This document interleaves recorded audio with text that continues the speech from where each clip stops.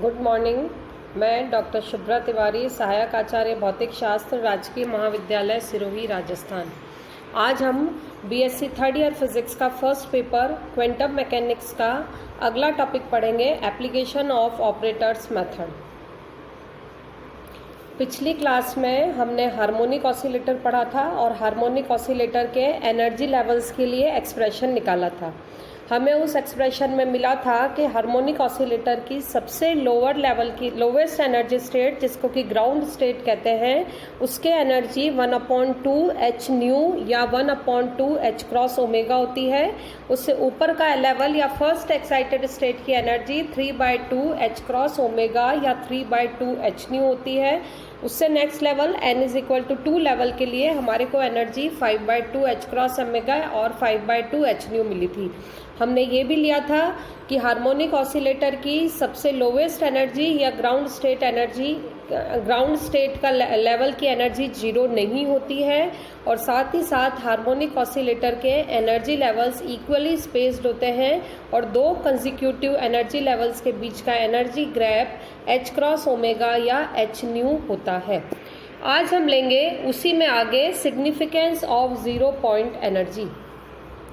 A comparison with the result E is equal to n h cross omega 0 obtained by old quantum theory show that the only difference is that all the equally spaced energy levels are shifted upward by an amount equal to half the separation of energy levels, that is 1/2 h cross omega 0, called the 0 point energy।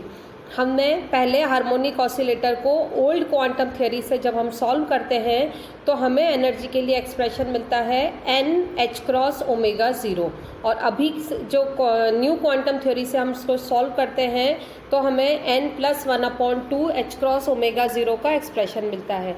इन दोनों expressions में केवल ये difference है कि सारे energy levels, उसमें भी यही कहा जाता है कि एनर्जी लेवल्स इक्वी स्पेस्ड होते हैं। ओल्ड न्यू क्वांटम थ्योरी से जो डेरिवेशन आता है उसमें भी यही कहा जाता है कि एनर्जी लेवल्स इक्वी स्पेस्ड होते हैं। बस सिर्फ फ़र्क यह है कि हर एनर्जी लेवल जो है वो ऊपर शिफ्ट हो गया है half the separation of energy level से, या उसको हम कह सकते हैं 1/2 h क्रॉस ओमेगा 0 से, जिसको कि 0 पॉइंट एनर्जी कहा जाता है। दस even in the lowest state the harmonic oscillator has energy greater than that it would have if it were at rest in its equilibrium position. The existence of 0 point energy is in agreement with experiment। सिर्फ ये फ़र्क आया है कि हर energy level ऊपर shift हो गया है, लेकिन ये जो 0 पॉइंट एनर्जी का एक्सप्रेशन हमें न्यू क्वांटम थ्योरी से मिला है, ये एक्सपेरिमेंटल रिजल्ट्स के साथ मैच करता है। नेक्स्ट टॉपिक है eigen function of harmonic oscillator. In order to have a satisfactory solution of equation 4, wave function must break off after a finite number of terms, that is, wave function should be restricted in such a manner so as to make it a polynomial rather than a power series। हमने जो harmonic oscillator का solution निकाला है वो हमें एक satisfactory result या satisfactory solution दे। उसके लिए ये ज़रूरी है कि वो जो वेव फंक्शन की सीरीज़ है वो एक फाइनाइट नंबर ऑफ टर्म्स के बाद ब्रेक ऑफ हो जाए।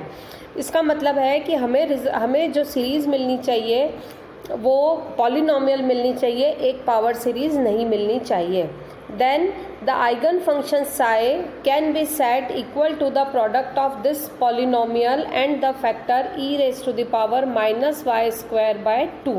That is, हम आइगन फंक्शन को ऐसा कुछ सेट करते हैं कि हम ये मान लेते हैं कि आइगन फंक्शन है sin x = nn e raised to the power -y²/2 hny, where nn is a normalization constant, और hny जो हमने लिया है वो हर्माइट पॉलिनोमियल को रिप्रेजेंट करता है। चूँकि h और सफिक्स n है इसलिए ये हर्माइट पॉलिनोमियल है डिग्री n का। हर्माइट पॉलिनोमियल हम मैथमेटिक्स में पढ़ चुके हैं, और हर्माइट पॉलिनोमियल का एक्सप्रेशन दिया जाता है hny is equal to -1 raised to the power n e raised to the power y square dn e raised to the power minus y square and dyn से।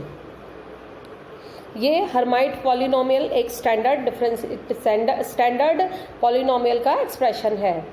तो अगर हमें हर्माइट पॉलिनोमियल ऑफ डिग्री 0 निकालना है तो हम n is equal to 0 रखेंगे और n इज इक्वल टू 0 रखने से हमें मिलेगा h0y, मतलब हर्माइट पॉलिनोमियल ऑफ ऑर्डर 0, और उसकी वैल्यू हमें मिल रही है 1।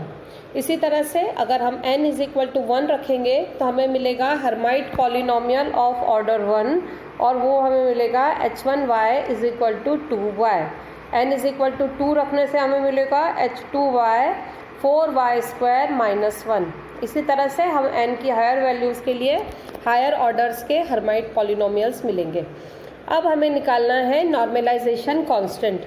नॉर्मलाइजेशन कांस्टेंट की वैल्यू निकालने के लिए हम नॉर्मलाइजेशन कंडीशन काम में लेते हैं, और हम यूनिट 1 में पढ़ चुके हैं। नॉर्मलाइजेशन कंडीशन के हिसाब से integration from minus infinity to plus infinity determination psi n x square d x is equal to होना चाहिए 1।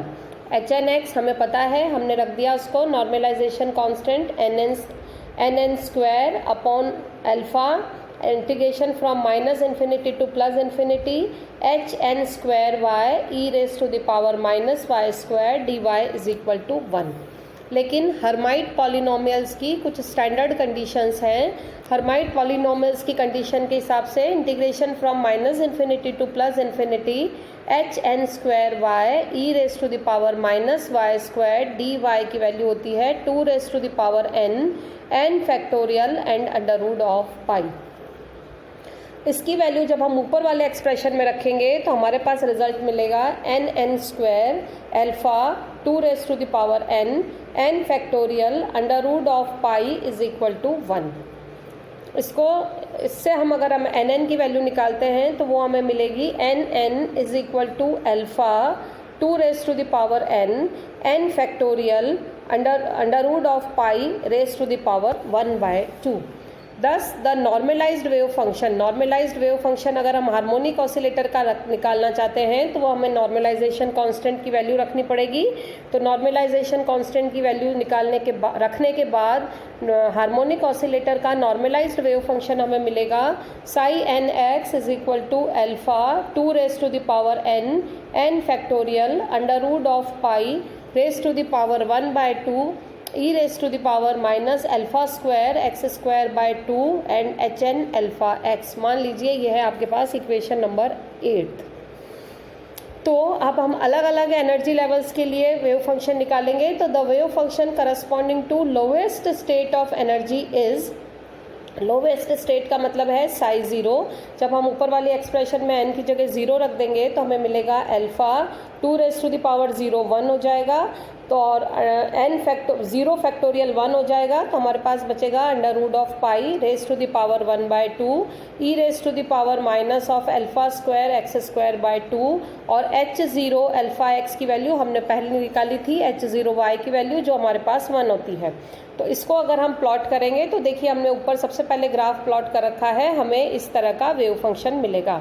इसी तरह से अब हम n इज इक्वल टू 2 रखेंगे तो हमें फर्स्ट एक्साइटेड स्टेट के लिए वेव फंक्शन मिलेगा, उसको हमने ग्राफ में प्लॉट कर रखा है। इसी तरह से सेकंड एक्साइटेड स्टेट, इसी तरह से थर्ड एक्साइटेड स्टेट। तो आप देख सकते हैं 0th एक्साइटेड स्टेट के फंक्शन में एक हम्प है, फर्स्ट एक्साइटेड स्टेट में 2 हम्प है, सेकंड एक्साइटेड स्टेट में थर्ड हम्प है। इस तरह से हम जैसे जैसे हायर एनर्जी लेवल्स या हायर फंक्शंस की तरफ जाएंगे हमें अलग अलग तरह के वेव फंक्शंस मिलते जाएंगे।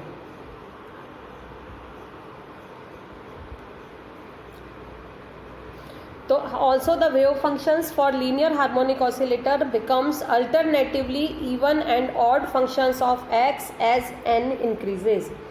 For n is equal to 0 and n is equal to for n is equal to 0 and n even, psi n x जो है वो हमें मिलेगा psi n of minus x के बराबर। That is the wave function is an even function of x and is said to have even parity।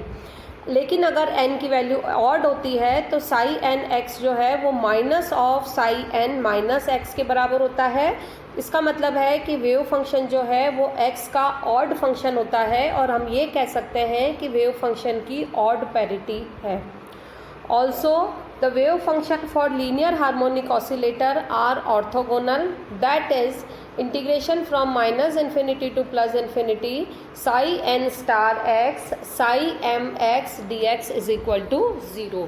तो harmonic oscillator का wave functions जो हैं वो ऑर्थोगोनल्स भी होते हैं, क्योंकि अगर हम integration minus infinity to plus infinity e raise to the power minus y square h n y h m y d y की इसकी वैल्यू निकालते हैं तो वो हमें 0 मिलती है for n not equal to m। अगला टॉपिक है probability density and its variation with degree of excitation. Harmonic oscillator की टोटल एनर्जी दी जाती है E is equal to 1/2 m omega 0 square a square से, जहाँ पर कि a ऑसिलेशन का एम्पलीट्यूड कहलाता है। अगर हम a की वैल्यू इक्वेशन 1 से निकालना चाहें तो वो हमें मिलेगी a is equal to √2e cross multiply करके divided by m omega 0 square.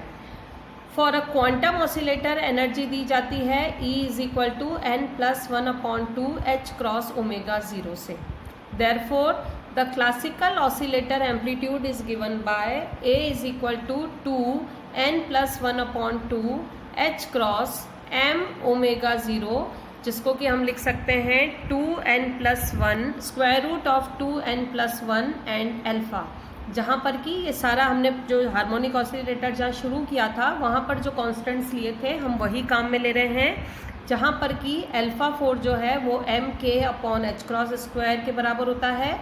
M k is equal to harmonic oscillator के लिए k is equal to m omega 0 square लिखा जाता है divided by h cross square. इसको हम लिख सकते हैं सिंप्लीफाई करके m square omega 0 square upon h cross square. The probability px dx of observing the classical particle in the region dx is the ratio of time it spends in this region during one complete cycle to the period of oscillation t. So the time spent dt in dx is given by dt is equal to 2 dx upon v। मान लीजिए यह है equation number 3, जहाँ पर कि v particle की या oscillator की वेलोसिटी है। The numerical factor 2 appears since the particle passes through dx twice during a complete cycle। किसी एक रीजन dx से पार्टिकल 2 बार पास होता है एक कंप्लीट साइकिल के लिए, इसीलिए हमारे पास एक कांस्टेंट 2 आया है। जहाँ जब x इज इक्वल टू हम लिखेंगे a साइन ओमेगा 0 t के बराबर, तो v इज इक्वल टू हो जाएगा dx अपॉन dt। डिफ्रेंसिएशन करके हम इसकी वैल्यू निकालेंगे तो omega 0 a cos omega 0 t। Omega 0 a हमने कांस्टेंट रख लिया, ऊपर वाले एक्सप्रेशन से साइन ओमेगा 0 t हो जाएगा x अपॉन a, तो कॉस ओमेगा 0 t हम निकालेंगे √1 minus x square upon a square, और px dx हम निकालेंगे तो 2 dx upon 2 omega 0 a √1 minus x square upon a square. 2 dx 2 pi a under of a square minus x square upon a। Simplify करके 2 से 2 cancel हो गया, dx upon pi a से a cancel हो गया under of a square minus x square. मान लीजिए यह है हमारे पास equation number 4। This is the classical quantity corresponding to the quantum mechanical counterpart psi star psi dx. Therefore, the probability amplitude for a classical oscillator with energy n+1/2 h cross omega 0 is given by px से दी जाती है probability amplitude से, और वो हमें मिलेगा 1/पाई under of a square की वैल्यू हमने रख दी 2n+1 divided by alpha square minus x square. मान लीजिए यह है इक्वेशन नंबर 5। अब p x is maximum when x is equal to √2n+1 upon alpha. इसको हम लिख सकते हैं प्लस माइनस √2n+1। वापस हम अल्फा की वैल्यू सब्सटीट्यूट कर दें, m k raise to the power 1/4 and h cross raise to the power 1/2। This value of x determines the limit of the classical motion of the oscillator. तो अगर हम इसको plot करते हैं x के साथ psi0 x के whole square को, तो हमें कर्व कुछ इस तरह का मिलता है। एक कर्व क्लासिकल को रिप्रेजेंट करता है, एक कर्व क्वांटम मैकेनिकल रिजल्ट को रिप्रेजेंट करता है।